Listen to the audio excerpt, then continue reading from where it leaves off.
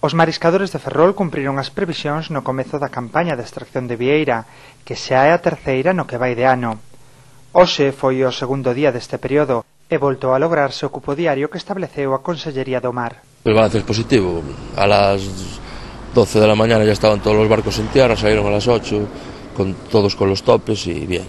Es buena la vieira y fácil de coger los topes. Na ría de Ferrol nos últimos 15 anos só foron 4 as veces nas que os profesionais dese sector poideron extraer o preciado bivalvo, posto que os bancos permanecerán cerrados debido aos altos niveles de toxina amnésica.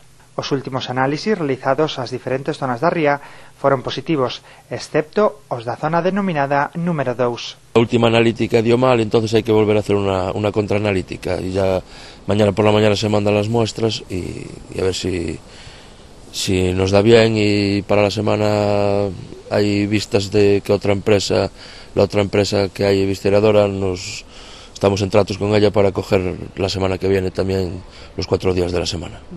Gracias ao acordo alcanzado entre a Confraría de Mariscadores de Ferrol e a empresa Ameixa de Carril, o traballo xa se desenrolar con normalidade estes 2 primeiros días da campaña da vieira, que xa é adquirida por esa firma o prezo de 3,45 euros o kilo.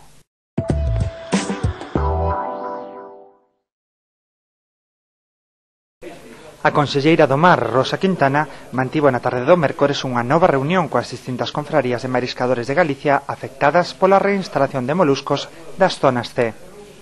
No encontro acordáronse varios temas, como a preparación dun informe para enviar á Unión Europea solicitando rebaixar a talla da ameixa das zonas afectadas ou a continuación da limpeza do fondo no Banco das Pías ata decembro. A conselleira mostrouse moi satisfeita desta xuntanza que se repetirá en setembro con representantes do Ministerio de Medio Ambiente e Costas. Que son moi positiva e saco desta xuntanza que todas as cofradías apostan por o sistema da reinstalación. Como vos decíais outro día, fundamentalmente a ría de Coruña e Ferrol teñen un problema de falta de zonas improductivas, entón están dispostos a abordar proxectos de recuperación desas zonas improductivas. Temos o compromiso que lle trasladei ao sector tamén do Conselleiro de Medio Ambiente de convocar a primeiros de setembro unha mesa onde este Costas do Estado, este a Consellería de Medio Ambiente e o sector para evaluar o tema da contaminación que hai nas rías de Coruña e Ferrol e ver que posibles solucións hai para esa contaminación.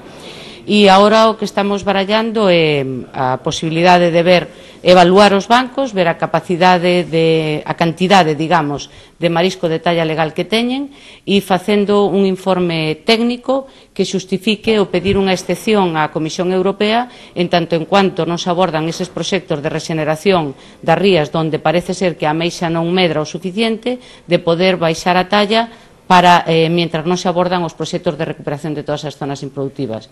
Todos dicen que no momento en que este a batea de reinstalación preparada, os que teñan marisco de talla legal o levarán á batea de reinstalación e tamén valoran positivamente o que haxa industrias conserveiras que están dispostas a comprar a produción de berberecho que teñan. Polo tanto, bueno, pois eu creo que agora estamos terminando de cerrar que proxectos de recuperación se van a facer en cada unha das zonas e cando se empeza a traballar normalmente. Os de a flote de Coruña xa empezan a traballar ahora en setiembre nas zonas que teñen clasificadas como B e van a empezar tamén os de AP na zona que teñen clasificada como B. Despois xa miraremos esas zonas C despois de ter a reunión coa Consellería de Medio Ambiente e con Costas do Estado, que traballos hai que abordar para poder recuperar esas zonas.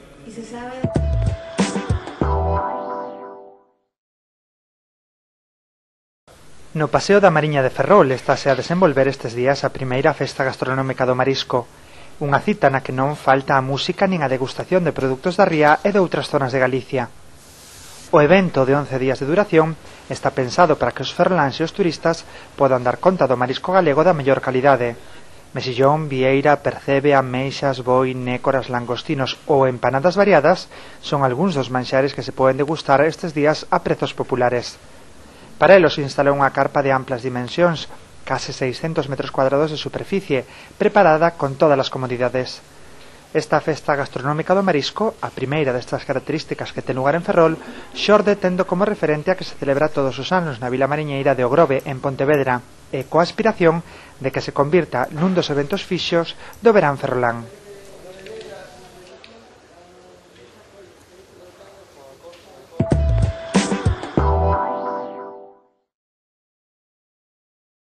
A vila de Cedeira colleu o martes un dos eventos máis importantes das súas festas.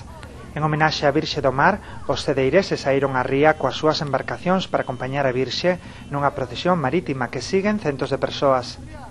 A celebración consiste nunha ruta pola ría, no medio da cal se lanza ao mar unha coroa de flores en honor aos mariñeiros mortos. Nesta ocasión, o buque principal, no que viaxaba a Virxe, foi seguido por unhas 70 embarcacións, tanto grandes de pesca como a pequenas lanchas de lecer. Ás 12:30 da mañá, a patrona dos mariñeiros foi cargada a hombros na igrexa parroquial e emprendeu o seu camiño cara ao peirao. Unha ringleira de persoas seguiron a pé a procesión polas rúas ata chegar ao porto. El Escapiria, igual que o ano pasado, foi o encargado de exercer de portador da Virxe. Os mozos subiron a patrona a bordo do barco, mentres as pequenas embarcacións recorrían xa a ría esperando que zarpara. Chegou o momento e o buque comezou a virar entre o sonido das bocinas dos barcos. O Escapiria tomou a cabeza con todas as lanchas detrás, xa que existe a tradición de que ningún navío pode sobrepasar o da Virxe. A cita contou cun tempo excepcional, lucindo o sol en todo o percorrido. No medio da ría chegou o momento clave da celebración. O patrón do barco detivo as máquinas e lanzouse ao mar a coroa de flores, mentres palomas soltadas dende as outras embarcacións sobrevolaban a frota. E entón, cando comezou a volta ao porto, rodeando a coroa que frota na auga, xa que a lenda di que é signo de boa sorte. A Virxe atracou ás 2 da tarde, dando por finalizada a súa peregrinaxe marítima ata o vindeiro ano.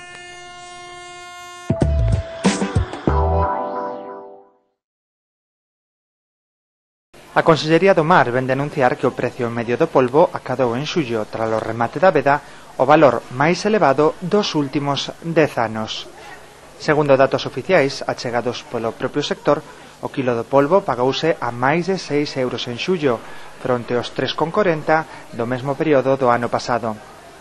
O valor económico acadado en xullo deste ano, de máis de 1,4 millóns de euros, é semellante ao do mesmo período do ano pasado, o que demostra que os niveis de descarga en lonxa non influíron negativamente nos niveis de ingresos dos pescadores. Atendendo os datos dende xaneiro ata onte, as descargas foron de máis de 2.100 toneladas, cun valor económico por enriba dos 11,6 millóns de euros, superando en máis de 3 millóns o acadado o ano pasado.